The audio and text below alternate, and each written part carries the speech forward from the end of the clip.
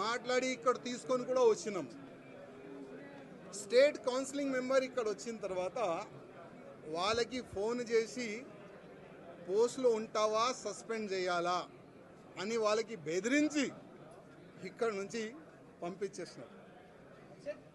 ముగ్గురు మా ఎంబడి వచ్చినారు. ఆ ముగ్గురే సైన్లు పెట్టినారు. ఇంకా దాదాపు 7 మెంబర్స్ సైన్ కావాలి. 10 మెంబర్స్ సంతకం చేసిన తర్వాతనే మనం ఈ ఫామ్కి మనం సబ్మిట్ చేయొచ్చు.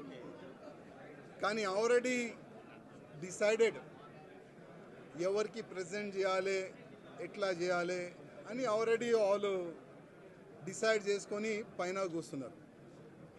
కానీ ఇవాళ కిషన్ రెడ్డి గారికి, అదేవిధంగా కేంద్ర మంత్రి వచ్చిన మేడం గారికి లిఖిత రూపంలో ఒక లెటర్ నేను ఇచ్చినాను.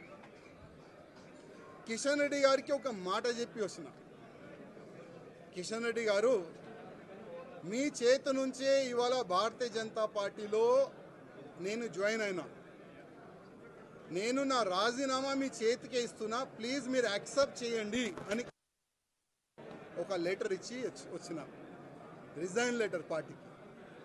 ఆ రిజైన్ లెటర్లో కింద ఒక మ్యాటర్ ఇది కూడా రాసిన, కిషన్ రెడ్డి గారు పార్టీకి నేను రాజీనామా ఇస్తున్నాను, మీరు మీ లెటర్లో స్పీకర్ గారు కూడా పంపించేసేయండి. రాజాసింగ్ ఇప్పుడు పార్టీ సింబల్ నుంచి గెలిచిండు.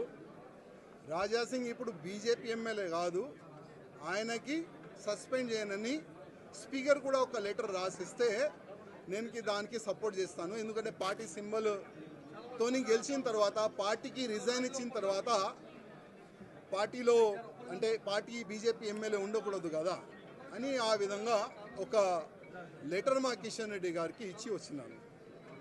దురదృష్టం ఏంటంటే 2014 నుంచి ఎన్ని ఇబ్బందులు భరించి ఇక్కడి వరకు వచ్చినానంటే మా మీడియా మిత్రులకి కొంతమందికి తెలుసు.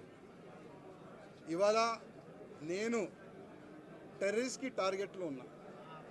నేను కాకుండా నా ఫ్యామిలీ మొత్తం ఆ టెర్రరిస్ట్ టార్గెట్లో ఉన్నారు.